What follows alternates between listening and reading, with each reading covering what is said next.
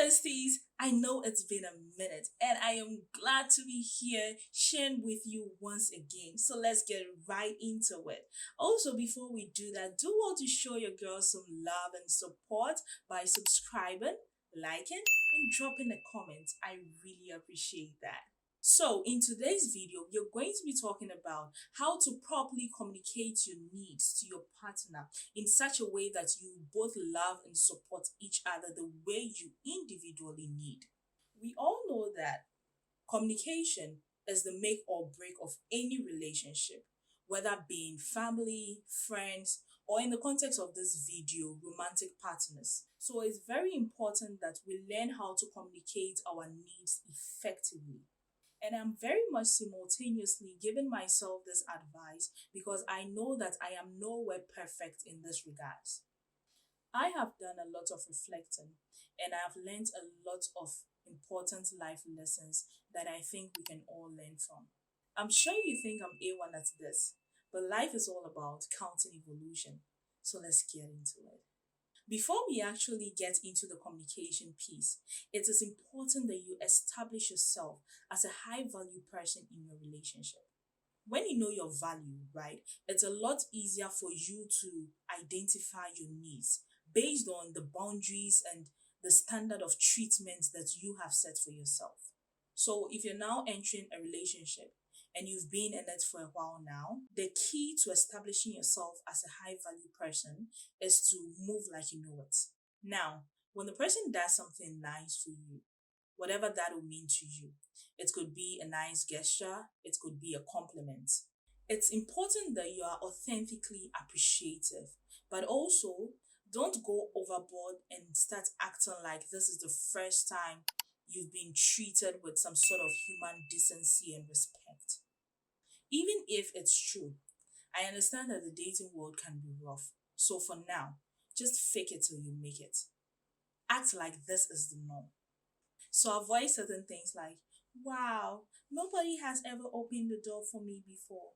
Or, oh, nobody has sent me a good morning text like this before. You may seem like it is romantic to make it seem like this person's treatment towards you is so unique in your life. But trust me, it's going to work against you. That person is going to realize that the bar you have set in terms of romantic treatment is extremely low. And it's either they are going to consciously or subconsciously start pulling back because they've realized that they really don't have to put in much effort to, keep you around. Move like you know you're a high value person. So, what this does is you're showing that you are authentically appreciative, but also this is the standard of your relationship. Now, let's move to how to communicate your needs to your partner in a sustainable and effective way.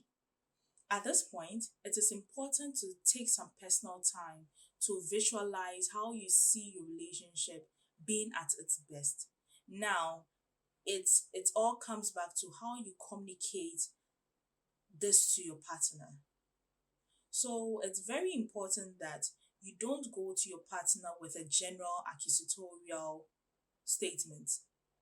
And here's the shocker: people don't respond well to attacks. People are naturally going to get offensive when you come at them in an attacking way or manner. And then anything you say beyond that point goes in through one ear and then out through the other ear. At this point, instead of both of you approaching this issue from a place of love and care, you are rather getting animated because you are angry, animated because you have a point and you have to make your point clear. Meanwhile, you've not given your partner the benefit of the doubt to explain themselves, to explain their perspective, and even to understand yours. This doesn't mean you can't feel what you need to feel or your needs are not valid. It should rather be in a conversation, not a fight. You have to remember that your partner hopefully isn't your enemy. Therefore, it should be you two against the issue, not you two against each other. Okay, so now let's actually get into specifics here. Let's say you want more effort from the person. This is a common thing people normally say in their relationships.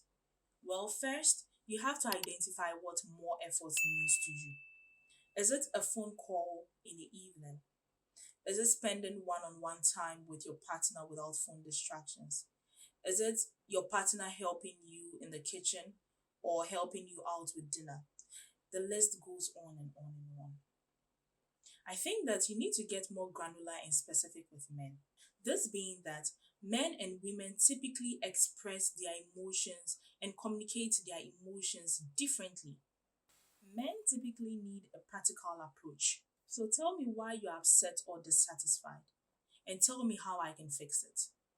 That's why it's very important that you identify the specifics as to what you're really asking for in terms of wanting more.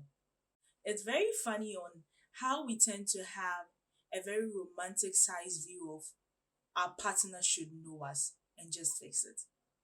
If there's anything I have personally learned out of love, is that you can't expect your partner to be a mind reader. Men typically approach situations in formless. So I know if I do A plus B, I'll get C. I know that sounds very reductionist, but the point I'm trying to make here is that the better we can understand how to communicate our needs and emotions to our partners, that's men, the faster it is for us to get solutions to the problem. So now let me tell you how to communicate that formula. First and foremost, don't start with threats. Don't say something like, if you don't start texting me more, I'm gonna break up with you. No one wants to feel like their partner is their drill sergeant or they are being buzzed around. You always want to make sure that you are starting up with the good things. It is always important to acknowledge all the great things that you appreciate about your partner. So, as a general script, start by saying, these are the things that I would really appreciate that you do, and actually list those things out. These are the things that I need, and probably I haven't communicated clearly in the past. So at this point, that puts the onus on you and disarms them. These are the things I personally feel will make this relationship better, and what I personally need to feel loved and respected in this relationship. We all have different love languages, so it is very important that you define how you want to receive love from your partner. If you don't know your love language and you don't know your partner's love language, go online, take the test, get to know your love language, and get to know your partner's love language. If you don't know your love language, you tend to love people the way you want to receive love. And that's where the miscommunication comes in. You have to love your partner the way they like to feel loved. And they would also have to love you the way you would like to feel loved. Okay, so at this point, you've communicated effectively to your partner. You've acknowledged all the amazing things he does for you, how you want to be loved. Now, my question is, what if after all this, it still doesn't work out? Now, if your partner responds by victimizing themselves, you need to ask yourself a very hard question, which is, which void is this person filling in my life? You need to ask yourself, what value are they actually adding to your life?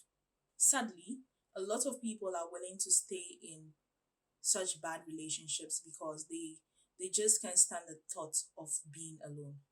If your partner has not done their soul's work to mature, address potential traumas of their past, acknowledge and work on their insecurities, how can you possibly expect that they are going to give you the very best version of themselves? I want to end this video by saying that, yes, of course, it is important that you own your piece of the communication in terms of communicating your needs to your partner.